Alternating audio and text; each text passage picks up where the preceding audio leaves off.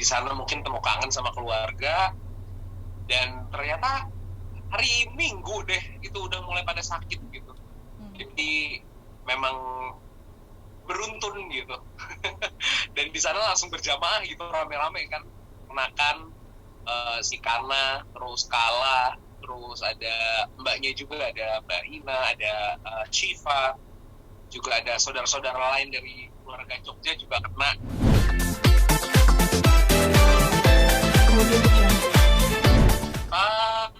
Udah jauh lebih enak sih hari ini. Masih flu dan masih anosmia. Masih anosmia? Ya. Itu berarti udah dari ini hari keberapa isolasi, Kak? Isolasinya ini sudah hari ke sebentar cek ya. Isolasinya sih mungkin udah 1, 2, 3, 4, 5, 6, 7, 8, 9, 10, 11. Kalau untuk aku nggak enak badannya udah ini hari ke-11. Tapi untuk aku terkonfirmasi kalau aku tuh, sorry, berisik. Oke. Kalau aku sakitnya sih sebenarnya gejalanya udah 11 hari, tapi kalau terkonfirmasi positif. Sorry, nggak ada suaranya. Mute dulu.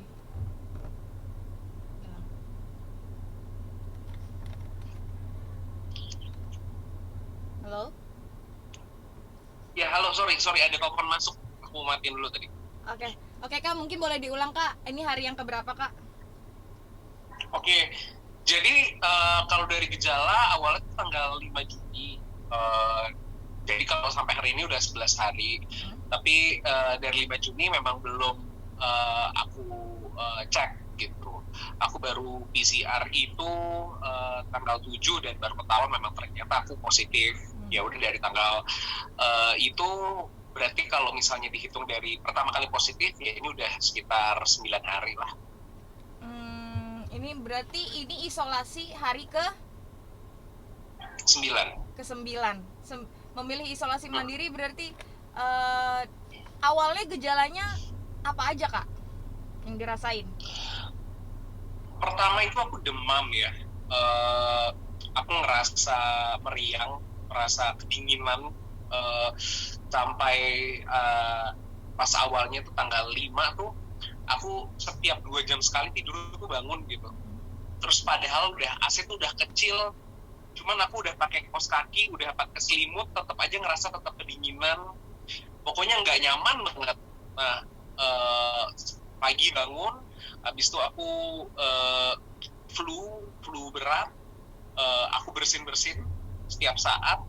Terus hari itu sebenarnya aku masih sempat keluar, masih sempat ke kantor gitu, cuman karena udah nggak enak, aku cuma bentar banget di kantor. Akhirnya aku pulang lagi, aku istirahat. Terus pas besoknya hari ketiga dari nggak enak badan itu, aku mulai ngerasa aneh. Aku bilang, kok ini demamnya hilang tapi aku sekarang lemes. Aku bilang udah lemes, dan aku abis mandi aku pakai parfum, kok aku sendiri nggak bisa nyium parfumnya gitu. Dari situ aku shock, bilang wah ini kayaknya gue COVID deh gitu. Dari situ akhirnya aku berangkat ke klinik untuk swab, dan ternyata hasilnya positif gitu. Dan dari situ aku bilang wah, akhirnya harus buru-buru untuk pindah tempat gitu. Malah sebenarnya ada cerita menarik sih ketika pertama kali swab. Jadi kan aku pertamanya swab antigen di sebuah klinik gitu. Pas aku swab antigen, aku udah nunggu karena aku nggak berani pulang sebelum aku dapat hasilnya, karena aku nunggu sekitar setengah jam. Ternyata dikasih tahu sama petugasnya kayak, oh mas negatif gitu. Aku dari situ sebenarnya udah agak bingung, kok bisa ya gue negatif ya, padahal gue udah nggak ngerasa makanan, udah nggak bisa nyium bau, ini aneh gitu. Akhirnya aku pulang, nyampe rumah, ya bersyukur lah negatif. Alhamdulillah aku santai, tiduran. Setelah itu nyampe rumah setengah jam, dikasih tahu tiba-tiba sama kliniknya, ditelepon, mas maaf, ternyata hasilnya tertukar. Jadi saya dikasih tahu ternyata hasilnya harusnya positif, tapi dikasih tahunya malah negatif gitu. Wah, jadi dari situ langsung kayak untung pada saat itu langsung memang udah pisah kamar sama anak dan istri. Cuman dari situ akhirnya aku balik lagi ke sana untuk PCR, dan ya aku bilang apapun hasilnya pokoknya ini udah nggak mungkin aku di rumah malam ini gitu. Akhirnya aku cari tempat dan buat isolasi mandiri gitu. Anak dan istri bagaimana Kak kondisinya? Alhamdulillah istri sehat, anak sehat, tapi memang di rumah kita kemarin lockdown lah seminggu ya, nggak kemana-mana, semuanya di rumah. Dan malah susternya anakku tuh juga malah ikutan positif sekarang. Oh, berarti sudah berpisah tempat juga ya Kak sekarang? Udah bisa tempat. Betul. Kita tahu kayaknya Kak Haikal juga sudah ikut vaksin ya Kak? Bahkan udah 2 kali divaksin, iya nggak betul Kak? Betul, aku udah vaksin 2 kali. Udah vaksin tapi tetap juga terdampak oleh COVID ini. Bagaimana Kak? Iya, memang sih dari awal kan vaksin kita tahu kayak misalnya kita pakai helm ketika kita naik motor. Ya pakai helm ketika kecelakaan bisa aja palanya itu kenapa-napa kan. Bukan akhirnya kalau pakai helm itu jadi pasti selamat gitu naik motor kan, nggak juga kan. Jadi ya vaksin sebenarnya kalau menurut aku tetap bagus sebenarnya, tetap efektif, tapi akunya pribadi sih aku lebih menyalahkan diri sendiri sih, karena kemarin ketika udah vaksin aku cenderung lebih santai gitu, kayak di ruangan aku di kantor aku buka masker gitu ya, sebenarnya cuma berdua sih di ruanganku, cuman udahlah gue udah vaksin gitu, kayak nggak ada, kayak agak santai. Terus ketika aku di mobil juga kadang aku nggak pakai masker gitu. Nah itu sih sebenarnya yang menurut aku menyebabkan akhirnya aku terpapar virus ini. Gitu, oke Kak. Jadi mungkin Kak Haikal juga memposting kalau Kakak positif COVID baru hari ini ya Kak? Iya, karena awalnya aku tuh lemes. Aku tahu kalau misalnya aku posting kan ke unmute, sorry. Udah telepon masuk dia.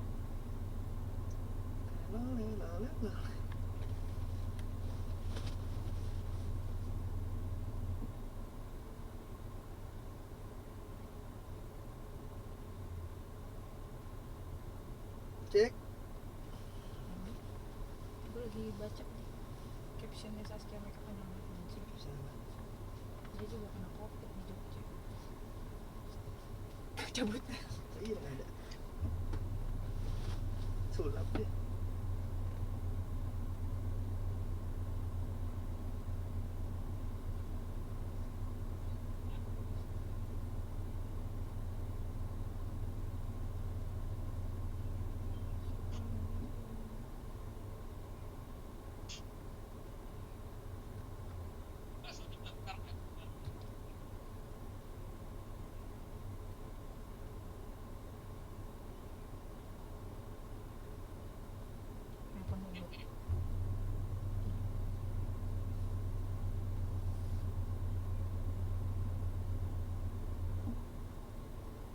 Buka dulu ya.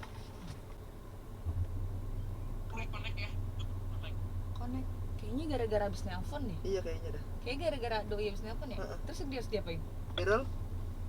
Oke, Kak mungkin boleh dilanjut tadi Kak. Sampai mana tadi kita? Iya, aku kenapa baru info sekarang ke publik kalau misalnya aku kena, karena memang awalnya tuh jujur aku lemes banget gitu, gejalanya tuh ke aku tuh lemas, dan karena aku ada asma, jadi asma aku tuh kambuh. Setelah sekian lama aku nggak pernah kambuh asmanya, jadi buat aku sangat nggak nyaman. Jangankan megang HP gitu ya, untuk berkegiatan aja males banget gitu. Jadi dari kemarin memang fokusnya memang istirahat gitu. Nah sekarang alhamdulillah udah enakan. Kemarin akhirnya ke rumah sakit, aku cek di rumah sakit, cek CT thorax, terus aku juga cek darah. Dan selama ini kan aku cuma dengar di berita ya, kalau ternyata katanya kapasitas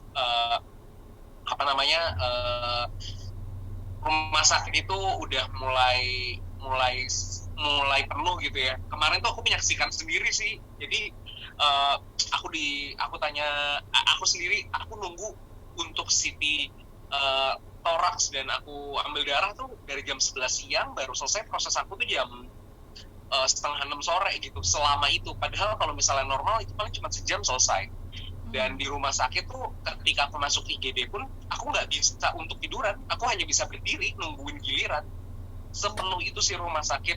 Dan nakesnya cerita dari mereka biasanya per shift itu cuma nanganin 4 pasien COVID, tapi sekarang itu 50 pasien COVID per shiftnya. Jadi peningkatannya itu udah 12 kali lipat. Ini sangat mengkhawatirkan sih buat aku. Jadi aku kenapa akhirnya aku share ke publik, karena aku ngerasa kayaknya teman-teman juga perlu meningkatkan protokol kesehatan.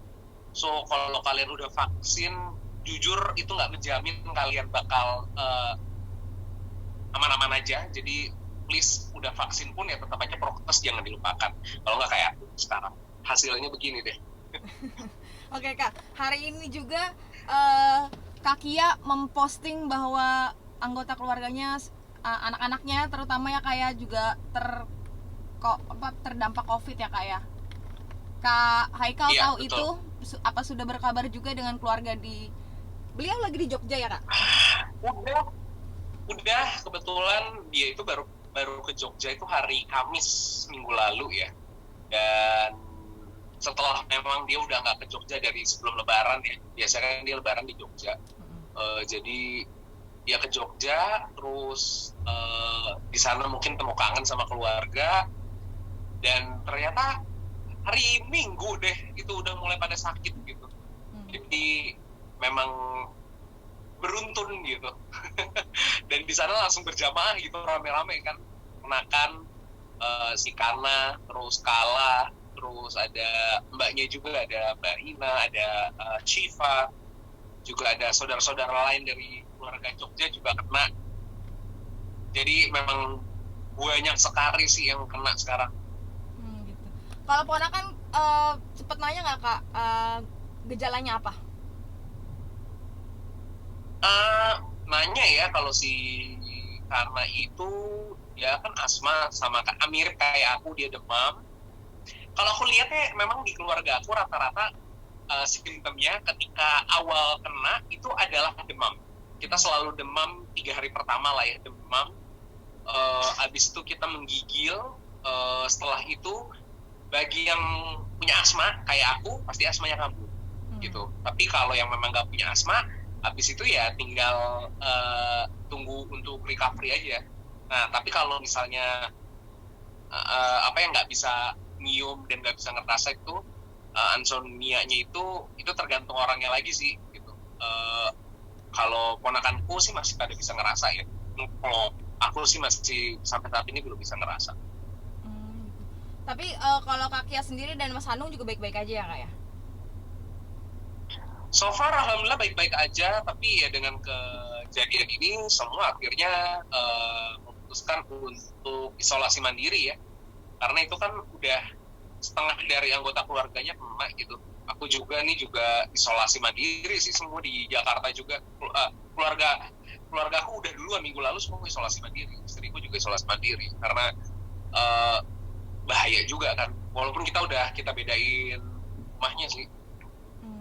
Kak, merasa kecolongan nggak sih Kak? Karena kita tahu juga Kak Kia juga sangat menjaga protokol kesehatan juga, mau bahkan ketemu sama satu keluarga aja kadang juga harus tes mulu ya kan Kak? Dan dia juga punya banyak anak kecil, dan Kak Haikal juga kan sudah vaksin, seperti itu. Merasa kecolongan juga nggak sih Kak sama virus ini? Iya sangat ya, karena mungkin kita udah dalam tahap 1,5 tahun dalam kondisi seperti ini, ngerasa kayak udah biasa ya ngerasanya gitu, udah jadi agak santai, udah agak cuek gitu. Apalagi ketika aku udah vaksin ngerasa kayak udah kelar masalahnya gitu. Tapi salah ternyata penilaian aku, dan nggak bisa ternyata ini virus sepelekan sih, karena luar biasa gitu. Buat aku yang masih muda aja dampaknya seperti ini gitu. Aku nggak kebayang kalau yang kena tuh memang yang lebih berumur dan memang punya komorbid ya. Jadi pasti dampaknya akan lebih luar biasa lagi. Gitu. Kak, berkabar juga nggak sih Kak update terkini mungkin sama Kak Kia juga hari ini di Jogja bagaimana, atau keluarga dipisah atau bagaimana daily aktivitas mereka sekarang? Oh iya, berkabar, sangat berkabar. Jadi sama semuanya ya, kita juga aku setiap hari itu selalu update di grup gimana kondisi aku ke keluarga, apa yang aku lakukan. Walaupun aku isoman, tapi aku tetap harus suhu, tensi, terus oximeter selalu ku info juga. Begitu kan keluarga di Jogja. Kalau mereka sih rumahnya kan memang cukup luas, rumah Jogja tuh, jadi dibagi partisi gitu. Jadi ada area rumah belakang, ada area rumah depan. Nah, rumah belakang tuh buat anak-anak yang isolasi mandiri, area depan tuh buat orang-orang yang lagi isolasi mandiri tapi sebenarnya nggak sakit gitu, cuman memang nggak, jangan kemana-mana dulu gitu. Gitu. Kabarnya Kak Kia sempat nangis juga pas tahu anak-anaknya kena COVID Kak di postingannya. Ya wajar lah ya, seorang ibu pasti pertama kali dengar drop ya, karena yang kena langsung berjamaah gitu, bukan 1-2 orang. Apalagi Kak Iya juga masih punya bayi kan, jadi dia juga mungkin khawatir bayinya juga terkena. Kak Ikal, mungkin ada pesan juga buat penonton di rumah juga yang nonton juga, apalagi lonjakan COVID juga semakin tinggi ya.